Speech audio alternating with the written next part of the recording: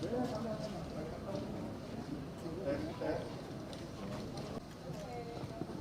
Bu. Silakan Bu. Bismillahirrahmanirrahim. Assalamualaikum warahmatullahi wabarakatuh. Salam sejahtera untuk kita semua, salam sehat. Ya, dengan sangat menyesal dengan dalam situasi saya mengundang Bapak Ibu sekalian dalam situasi yang kembali lagi ya Badan POM ingin melaporkan pada masyarakat ya. Satu hal yang saya kira selain melaporkan hasil dari pengawasan, kemudian juga ini penindakan ya, hasil pengawasan yang dilanjutkan dengan penindakan terkait dengan kosmetik. Ini pelanggaran kosmetik yaitu produksi dan distribusi. Produksi yang dilakukan di fasilitas ilegal ya.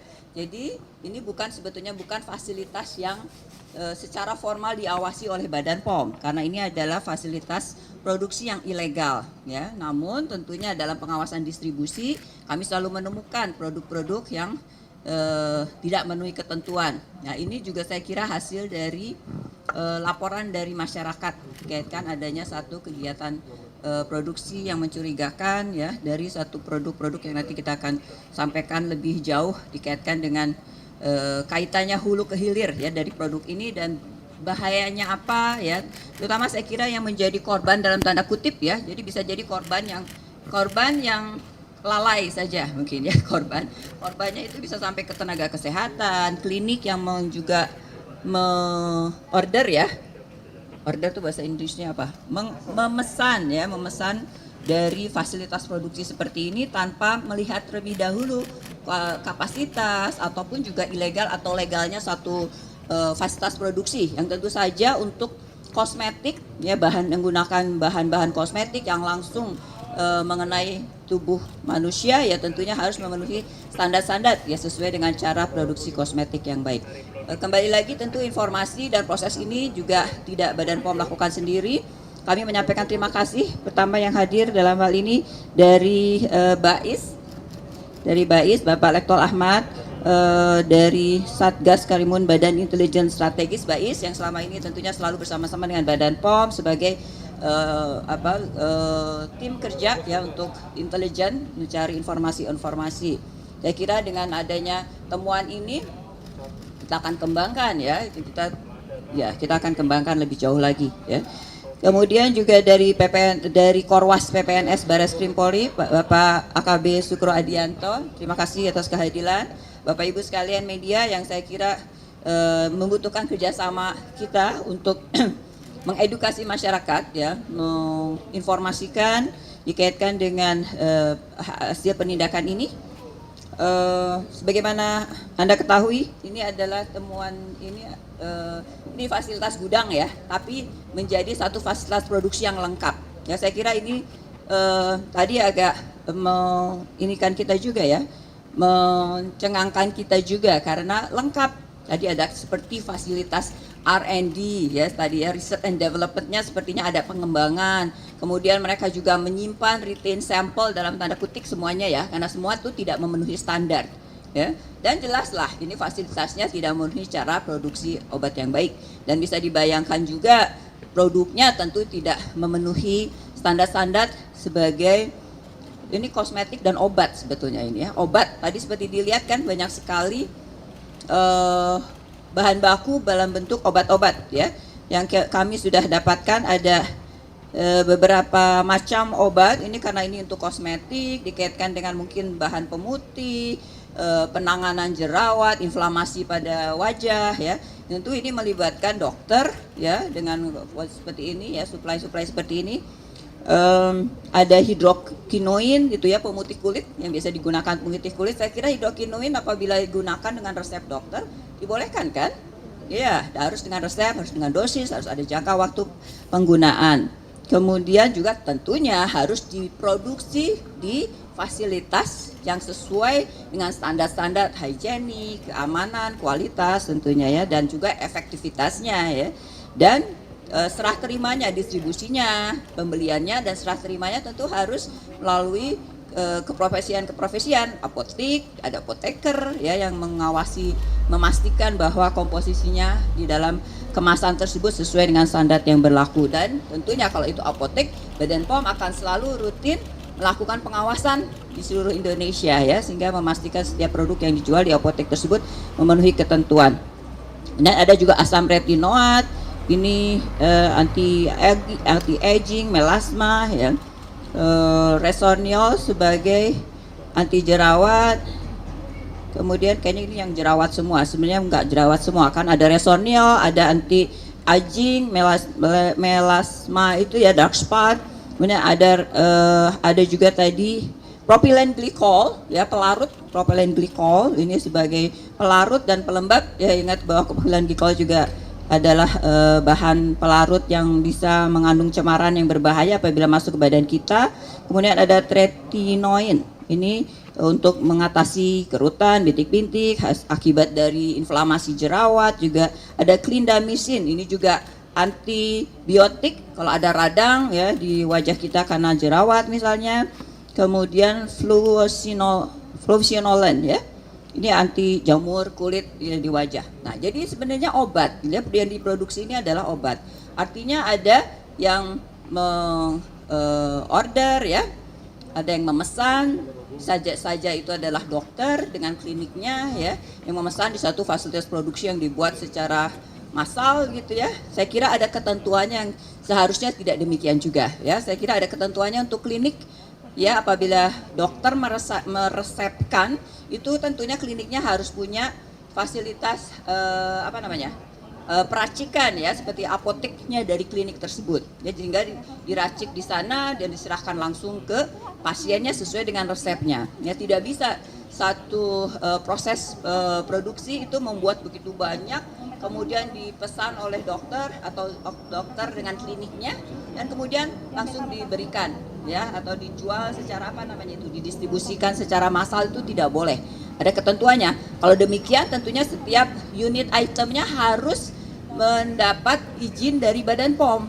ya, izin edar. Nah, tapi kalau melakukan seperti ini dikemas langsung itu ya harus ada di dalam klinik itu sendiri ya. Jadi setiap klinik kecantikan ini kami juga sekalian menghimbau atau mewarning tentunya, karena tugas dari Badan POM juga bisa mendatangi klinik-klinik kecantikan tersebut untuk memastikan produknya tidak berbahaya bagi para konsumen ya. Karena tugas Badan POM seluruh Indonesia adalah melindungi masyarakat sebagai konsumen, plus juga sebetulnya melindungi dunia usaha ya, dunia usaha, sehingga memenuhi ketentuan dan syarat-syarat yang ada, sehingga tidak terjadi upaya tindakan hukum seperti ini baik dari Badan POM maupun dari kepolisian ya.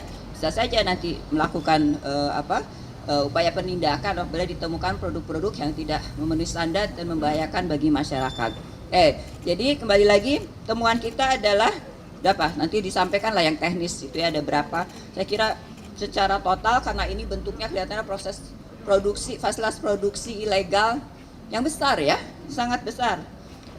Totalnya di estimate-nya diperkirakan sampai 7,7 miliar keseluruhannya ya, yaitu barang-barang buktinya ada bahan baku, bahan pengemasan, produk antara itu mungkin tadi ya yang drum itu ya, itu produk antara, bahan baku tadi ya yang dalam drum besar, larutan dasar itu, dan semuanya tentunya dan produk jadi yang tidak didaftarkan pada Badan POM apabila ini dijual secara retail ya, secara massal begitu ya. Dan nyatanya memang produk-produknya itu tidak ada labelnya ya. Jadi kelihatannya dipesan secara secara besar ya, tanpa label, kemudian nanti dilabel lah oleh klinik atau oleh dokter. Nah, artinya juga satu warning untuk klinik dan dokter ya. Hati-hati kalau membeli produk, karena kalau sampai fasilitas produksinya harus dipastikan dulu, integritas dari sumber para tenaga kesehatan mendapatkan produk obat yang diberikan pada konsumen, dipastikan dulu ya bahwa memenuhi cara produksi obat yang baik. Ini obat-obat nih, harusnya bukan cara produksi kosmetik saja. Ini harusnya udah fasilitas produksinya itu harus memenuhi standar cara produksi obat yang baik ya. GMP-nya, Good Manufacturing Practice-nya itu harus standar obat ya, bukan hanya kosmetik ya. Ini sekarang dijual seperti kosmetik ya, padahal di dalamnya mengandung obat-obatan yang berbahaya ya apabila digunakan tidak tepat dan juga tidak sesuai dosis dan jangka pemberiannya. Plus dengan ditambah dengan fasilitas produksi yang tadi sangat tidak higienik ya, kita tidak pernah tahu juga bahan bakunya itu apa di dalamnya, bisa jadi disebutkan adalah dexamethasone misalnya, atau tadi apa obat itu resorcinol sebagai obat-obat yang untuk peruntukan tertentu, tapi ternyata di dalamnya adalah kontaminan ya, kontaminan seperti bilangnya PEG propylene glycol, tapi ternyata ethylene glycolnya. Jadi bukan pelarutnya kimia tapi ternyata kontaminannya ya. Dan tentunya grade-nya juga tadi Anda lihat kan ada pewarna, grade-nya food. Padahal kalau untuk produk kosmetik, produk obat ya grade-nya harus pharmaceutical grade ya. Jadi artinya kualitas dari bahan bakunya saja sudah tidak memenuhi syarat. Fasilitas produksi, bahan baku, proses produksinya yang tidak memenuhi ketentuan, dan tentunya akhirnya nanti bahan hasil kemasannya, produk jadinya tentunya pasti tidak memenuhi ketentuan dan kita tidak pernah tahu kandungan di dalamnya. Nah, tadi warning untuk klinik-klinik dan para tenaga kesehatan, dokter-dokter yang membeli dan meresepkan pada konsumen. Demikian juga edukasi dan warning kewaspadaan, hati-hati untuk konsumen ya, untuk kita semua, untuk masyarakat, untuk hati-hati apabila datang ke klinik kecantikan atau apapun, hati-hati dengan produknya juga ya, dari mana itu didapatkan produknya. Pastikan klinik yang didatangi punya apotek sendiri ya, mempunyai ahlinya yang meracik sendiri ya, ada apoteker yang meracik sendiri di dalam klinik tersebut ya, seharusnya itu yang lebih baik ya. Tapi kalau seperti ini hati-hati dia pesannya di mana gitu. Saya yakin juga ini fasilitas seperti ini ada banyak ya. Jadi saya kira kita akan terus mengembangkan ya fasilitas seperti ini di manapun juga ya, terutama di Jakarta, di daerah-daerah, di semua daerah di Indonesia ya. Jadi saya kira ini menjadi warning kita bersama. Badan POM juga akan bergerak untuk mengembangkan temuan ini di tempat-tempat lain sehingga segera bisa kita tangani ya proses produksi seperti ini dan produk-produk yang ada. Ini adalah tentunya melanggar melanggar undang-undang kesehatan, undang-undang perlindungan konsumen, mana undang-undangnya nanti diingatkan lagi mungkin ini undang-undang kesehatan nomor 36 ya tahun 2009, tentunya ancamannya pidana 10 tahun, denda 1 miliar. Kemudian perlindungan konsumen juga kayaknya penjara 5 tahun dan denda 5 miliar. Tapi yang penting dari semua itu sebetulnya adalah ya kalau ini fasilitas produksi yang jelas Badan POM bisa melakukan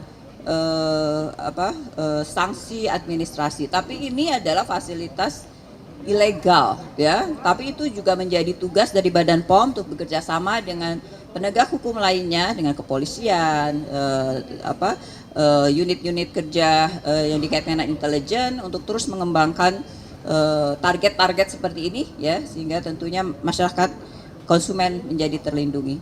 Saya kira sudah tersampaikan ya tadi ya, warningnya ada 2 nih sekarang, bukan hanya masyarakat membeli, tapi juga ada kelihatannya pasti ada klinik atau tenaga kesehatan ya yang menjadi korban dalam tanda kutip ya, karena lalai sebetulnya ya, sebagai siapapun ya, profesi apapun yang berhubungan langsung dengan konsumen, tentunya kita harus bersama-sama, ini menjadi tugas kita bersama-sama ya untuk memastikan produk yang diedarkan, diproduksi, diedarkan dan dikonsumsi oleh masyarakat adalah produk-produk yang aman, berkualitas dan juga memberikan efek sesuai dengan yang kita inginkan. Demikian saya kira ya. Terima kasih. Assalamualaikum warahmatullahi wabarakatuh. Waalaikumsalam warahmatullahi wabarakatuh. Silakan jika ada pertanyaan dari teman-teman media. Yang kedua, sebentar, yang terakhir ya. Ini kan juga pengembangan ini juga hasil dari laporan ya, laporan yang masuk. laporan yang masuk dari masyarakat ya. Laporan yang masuk kelihatannya masyarakat yang melihat ada aktivitas gitu ya. Ya, salah satunya ya sebenarnya itu juga tugas dari Badan POM untuk mengembangkan, dan juga kami punya deputi bidang penindakan di mana di dalamnya juga ada unit kerja yang namanya intelijen, direktorat intelijen, plus ada direktorat cyber. Nah, satu lagi penjualan ini juga bisa online nih ya. Jadi warning, hati-hati. Sekarang ini dengan adanya penjualan online ya, saya kira untuk produk apapun selama tidak mengenai atau masuk ke badan kita itu resikonya lebih kecil. Tapi kalau untuk membeli online produk-produk yang konsumsi, makanan atau kena ke kulit kita, kosmetik, apalagi obat, itu betul-betul harus hati-hati. Hanya membeli di platform online yang official dari brandnya tersebut, mungkin itu lebih aman ya. Kemudian atau beli di apa namanya istilahnya yang pelayanan kefarmasian, saya lupa terus ini. Jangan pakai coba panjangannya apa? Penyelenggara pelayanan kefarmasian ya, penyelenggara sistem elektronik pelayanan kefarmasian yang sudah tersertifikasi oleh Kementerian Kesehatan. Itu kalau membeli produk-produk ini obat ini. Jadi harusnya memang hanya di platform yang tersertifikasi oleh Kementerian Kesehatan. Ya, atau dijual di official mereka sesuai dengan brand-brandnya ya. Kalau ada brandnya, ini sih nggak ada brandnya kan ya. Jadi hati-hati sekali gitu ya. Kemudian apa tadi satu lagi dikaitkan dengan whistleblower apa? Oh ya. Satu lagi yang mumpung saya ingat, tadi kan ini hasil dari laporan ya. Saya sebagai pimpinan Badan POM menghimbau ya untuk siapapun yang melihat ada sesuatu yang mencurigakan ataupun Anda pelaku usaha, Anda masyarakat biasa atau media untuk melapor ke Badan POM, melapor ke kami, ke saya sebagai pimpinan juga itu akan diteruskan. Ya, itu namanya whistleblower.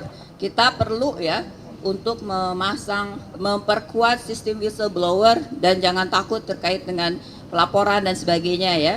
Tapi ini untuk kepentingan kita, kepentingan bangsa ini, kepentingan masyarakat. Gunakan saluran whistleblower, saya kira itu bisa dilaporkan satu ke fasilitas pelayanan konsumen ya, melalui website itu di mana fasilitas pelayanan konsumen, ada pelayanan konsumen khusus ke organisasi Badan POM, kemudian ada Halo Bepom ya namanya, kemudian 1500533 untuk melapor ya kejahatan.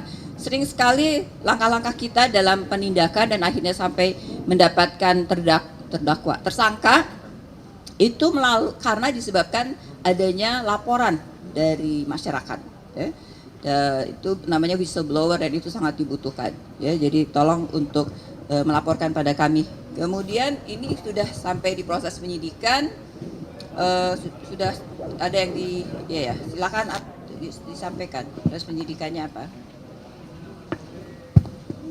Menambahkan Ibu, jadi penanganan kasus ini sudah dalam tahap proses penyidikan dan ditemukan tersangkanya inisial SJT ya, tapi kita masih di pengembangan pemeriksaan saksi-saksi maupun ahli termasuk menguji kembali memastikan uji laboratorium.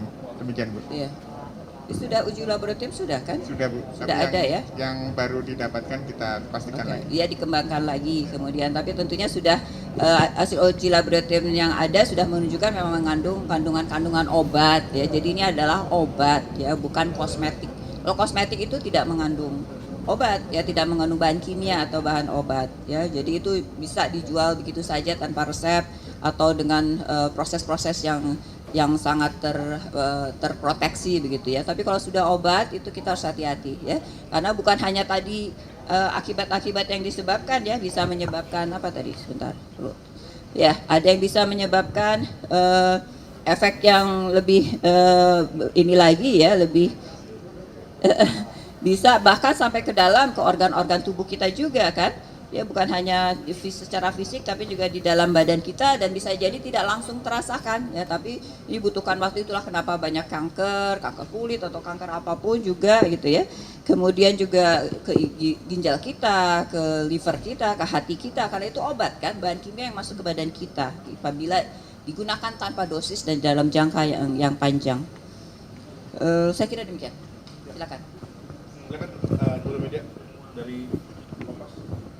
Oke, terima kasih kesempatannya Ibu. Saya Edwin dari Kompas TV, izin. Ada beberapa pertanyaan mungkin sejauh yang diketahui. Tadi disebutkan bahwa standar di dalam gudang yang merupakan tempat produksi juga itu standarnya tidak berstandar obat. Tapi sejauh dari yang BPOM ketahui, apakah ini standar sesuai kosmetik juga? Dan mungkin boleh dijelaskan soal itu. Lalu untuk efek tadi pada tubuh, mungkin ada secara komprehensif Ibu untuk bahan-bahan dari terkait akan indikasinya seperti apa kepada tubuh dari para konsumennya. Dan yang terakhir mungkin ingin bertanya kepada tim penyidik seperti itu, sejauh ini apakah tadi sudah memang ditemukan tersangkanya, tapi apakah sudah ada distribusi ke daerah mana saja Ibu? Karena kan kita betul ini Jakarta Utara, apakah Jabodetabek saja atau bahkan ada di luar daerah? Terima kasih. Ya, saya menjawab sedikit, nanti tolong dibantu dijawab ya. Yang pertama tadi tentang ini bisa dijawabkan ya, masing-masing substansinya, enggak masing-masing substansinya itu apa yang bisa menyebabkan kalau masuk ke badan kita tanpa dosis yang baik. Kemudian juga kalau saya kira sudah jelas ya, memang harus memenuhi, karena ini obat harusnya memenuhi cara produksi obat yang baik.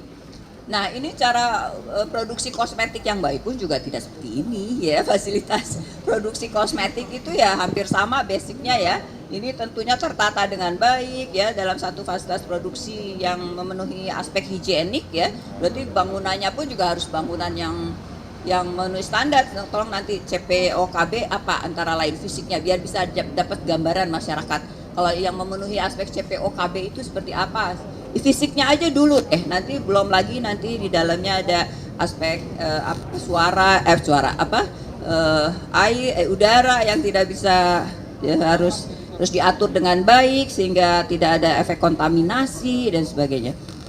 Nanti dijelaskan. Kemudian tadi pertanyaannya apa? Pertama. Oh ya, nah terkait dengan distribusinya saya tidak tahu, nanti tolong dijawab apakah sudah penelusuran sudah dilakukan, tapi saya kira dari sini penelusuran tentang distribusi tentunya akan segera dilakukan. Kami sudah mewarning ya para dari mereka tuh kelihatannya juga dalam memproduksinya itu kelihatannya ya, kalau saya melihatnya pasti ada di belakang mereka ini ada juga yang punya keahlian atau pengalaman di bidang proses produksi ya, proses produksi dari kosmetik atau obat. Karena mereka mencoba untuk mengikuti langkah-langkah yang biasanya dilakukan di suatu fasilitas produksi yang memenuhi cara produksi obat yang baik, seperti tadi merekam, merecord ya, menyimpan misalnya bahan-bahan produk, setiap produk yang didistribusikan ke kota tertentu itu ada simpanannya di situ. Artinya ada catatan ya, dan dari catatan itulah saya kira mudah-mudahan kita masih menyimpan catatannya, berhasil menggeledah atau menyimpan catatannya, dan dari situ kita akan segera mengejar ini distribusinya kemana saja kan, dan itu tugas dari Badan POM di seluruh Indonesia nanti untuk ikut menelusur kemudian ya. Silakan ditambahkan lagi. Ada atau Ibu? Bahan-bahan dan apa contoh aja beberapa, kayak ini dexamethasone itu kalau ya, terima kasih Ibu. Jadi misalnya bahan baku obat kimia obat yang digunakan di sini yang dekat. Contohnya ada di sini baik resorcinol atau dexamethasone, ini biasanya digunakan sebagai anti jerawat ya.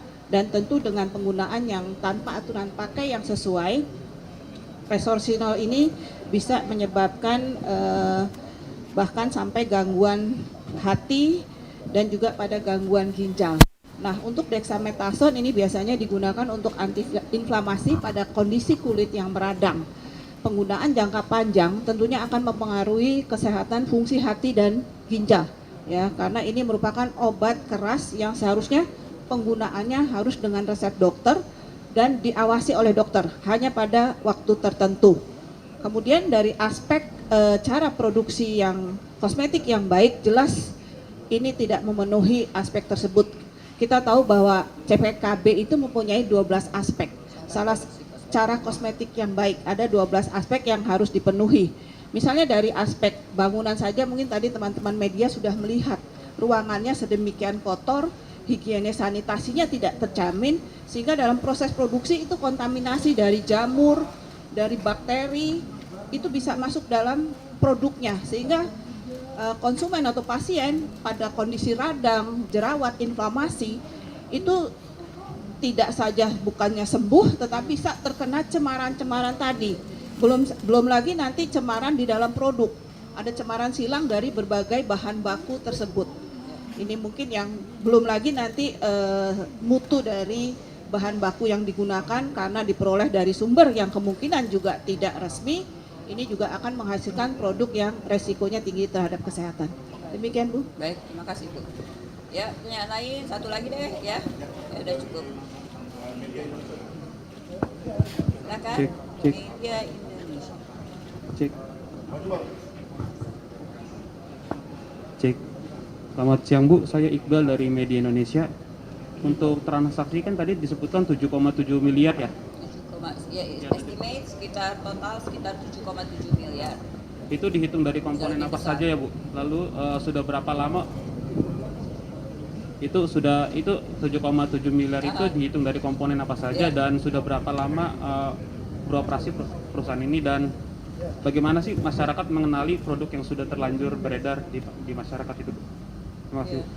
Baik, saya jawab yang terakhir ya, bagaimana mengenali. Ya kelihatannya ini kan tadi kembali lagi, ini bukan produk yang dikasih label, ya bukan dikasih label di sininya. Tapi ini dalam bentuk produk apa seperti ini? Produk oplosan. Ya maksudnya kosongan tapi dalamnya ada kan. Tanpa label. Jadi produk yang tanpa label dipesan oleh suatu entitas ya. Entitasnya bisa person, bisa klinik, ya bisa personnya itu bisa dokter atau tenaga kesehatan atau suatu klinik gitu ya. Untuk nanti kemudian mereka kasih label sendiri ya di dalam proses mereka memberikan resep kemudian menyerahkan pada pasien atau konsumen yang datang ke mereka gitu ya. Jadi itu jadi bisa jadi juga konsumen susah ya untuk menilainya. Jadi warning pertama adalah untuk para tenaga kesehatan ya yang meresepkan. Jadi untuk pasien, untuk masyarakat ya pada saat datang ke klinik atau ke dokter gitu, apa mereka memberikan resep kemudian memberikan produknya, dicek apakah itu diproduksi di dalam mereka sendiri, apakah apoteknya atau fasilitas untuk meracik produk-produk obat yang diberikan ke kita itu ada ahlinya, ya ada apoteker yang bertanggung jawab dan sebagainya. Seperti itu ya, jadi konsumen. Jadi bisa juga ini kemudian dilabel oleh entitas ya, oleh satu unit ya, yang memesan, kemudian dikasih label sendiri dan dijual online. Itu bisa ya kan? Ya, jadi dikasih tiket biru. Artinya apa tiket biru? Istilah. Oh, oke. Iya, tapi terus bagaimana bisa menjual online ya?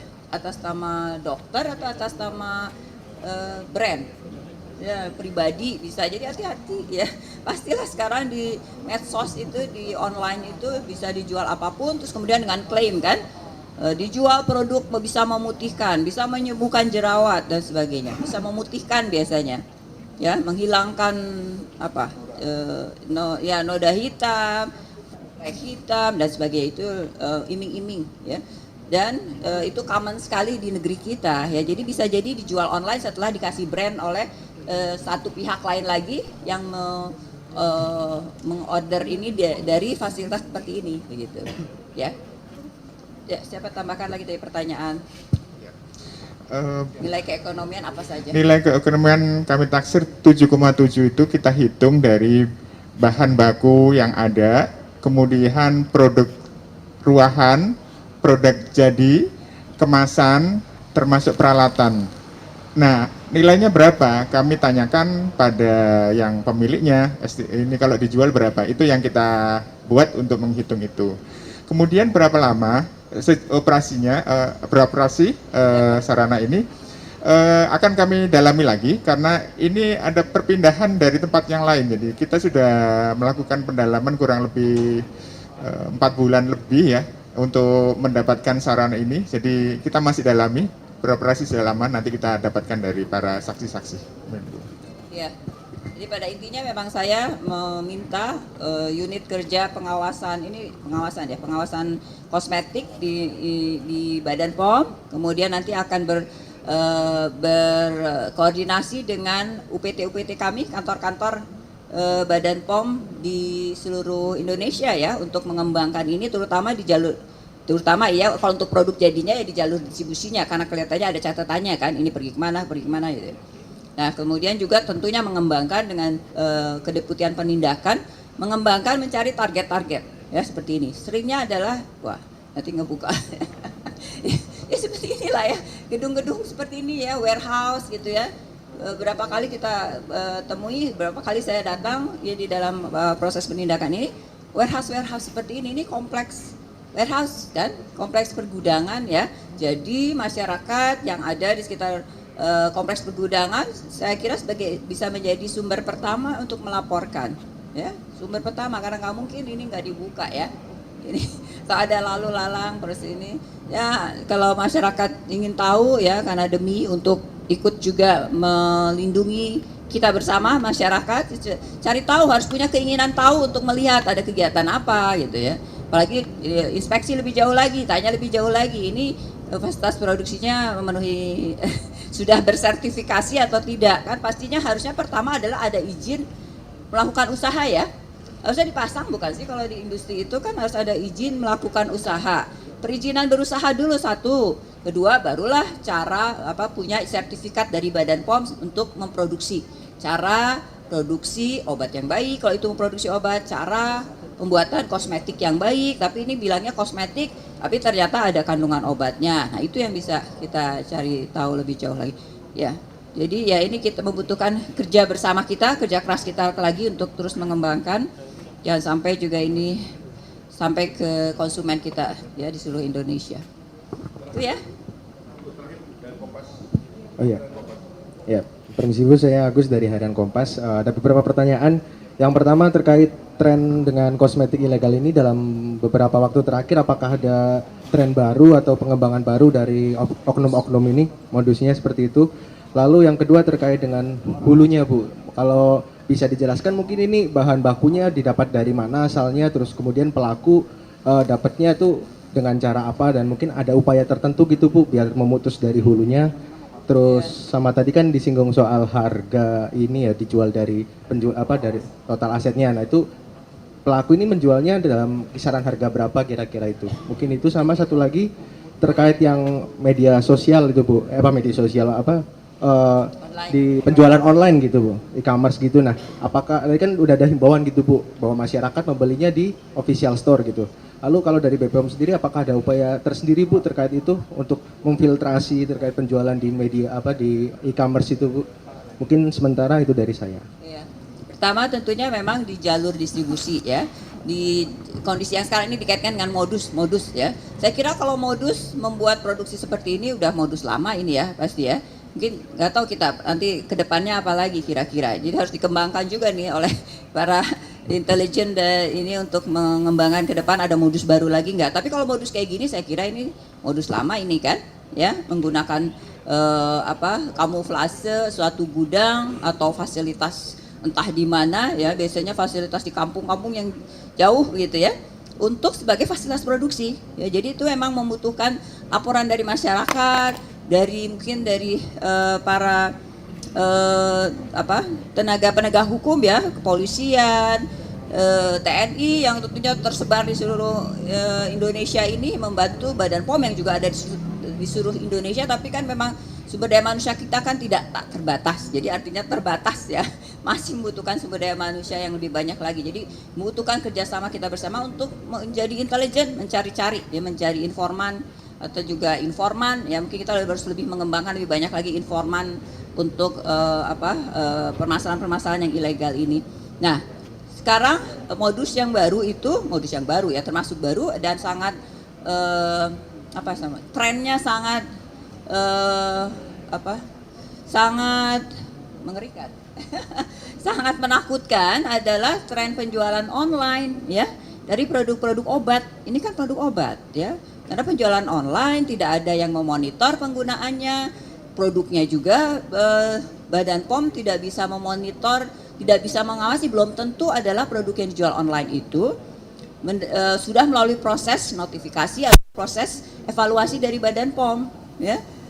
Belum tentu tanpa izin edar, walaupun bisa jadi dibilang ada izin edar tapi ternyata juga palsu, itu juga sangat-sangat dimungkinkan izin edar tapi palsu. Itulah kenapa kita selalu bilang cek klik, cek kemasan, cek label, cek izin edarnya, cek tanggal kadaluarsa. Tapi itu juga tidak cukup, yaitu basic harus dilakukan seperti itu. Tapi kemudian juga ya jangan membeli online kalau untuk produk-produk obat, ya jangan membeli online. Nah, ternyata yang kedua adalah juga datang ke klinik juga mesti hati-hati, ya. Klinik kecantikan gitu ya, yang kemudian ke dokternya yang memberikan resep itu juga mesti hati-hati ya.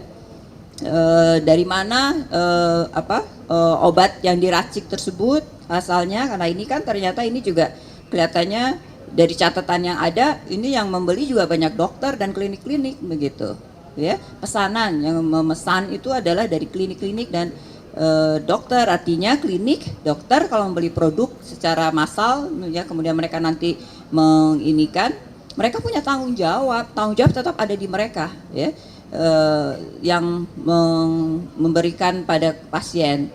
Jadi hati-hati belinya di mana, pastikan melihat fasilitas produksinya ada di mana gitu, harus inspeksi dulu di awal fasilitas produksinya di mana gitu ya. Kemudian apalagi tadi pertanyaan yang belum dijawab.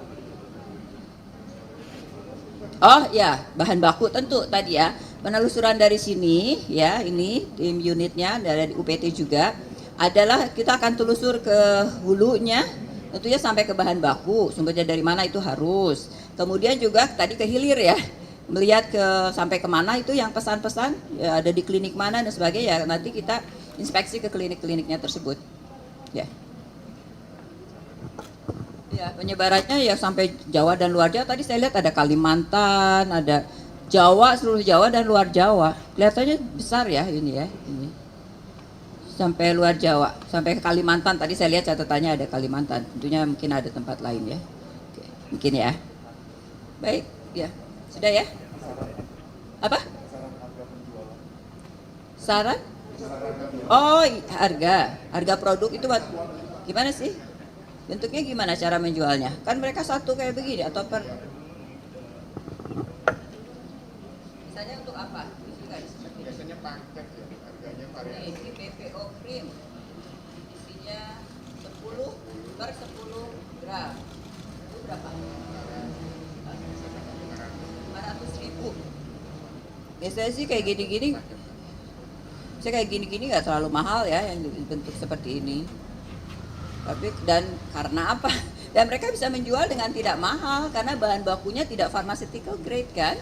Jadi yang memang, nah itulah mungkin itu yang membuat klinik atau dokter memesan di produk seperti ini karena harganya murah, karena mereka tidak tahu, belum lihat mungkin tadi ya ke bahan bakunya itu tidak pharmaceutical grade, tentu saja murah sehingga akhirnya produk jadinya ya jadi murah. Tapi yang jadi korban adalah tentu yang menggunakannya, gitu.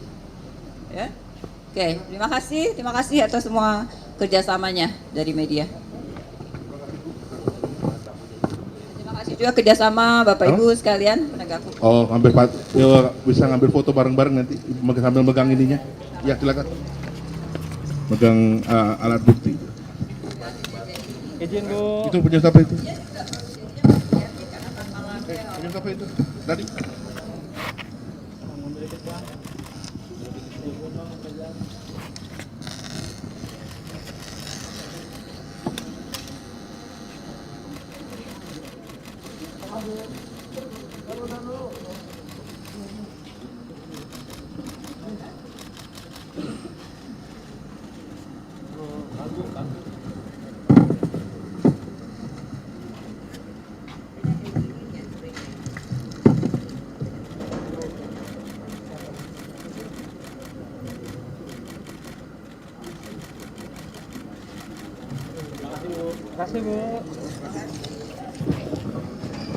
Terima kasih Bu atas waktunya. Terima kasih teman-teman media atas kesediaannya untuk hadir pada konferensi pada pagi hari ini.